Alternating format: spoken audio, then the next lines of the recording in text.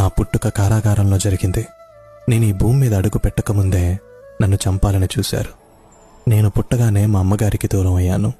వయసు పెరిగే కొద్దీ అసురులు నన్ను హతమార్చేందుకు ఎన్నో ప్రయత్నాలు చేశారు.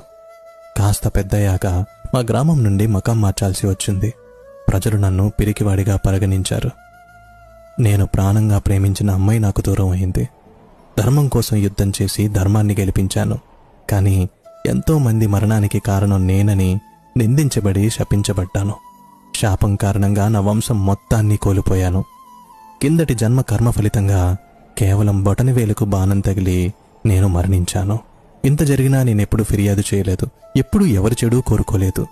మరి నువ్వెందుకు నీకొచ్చిన ప్రతి చిన్న కష్టాన్ని భారంగా తీసుకుంటున్నావు? నీకు నీ మీద నమ్మకం లేదా? లేదా నాపైన నమ్మకం లేదా? నువ్వున్న పరిస్థితులు నువ్వేంటి అన్నది చెప్పదు. నువ్వు నడుస్తున్న మార్గం వల్ల నీ విధి నిర్వచించబడదు. నువ్వు తీసుకునే దశల ద్వారా నిర్వచించబడుతుంది.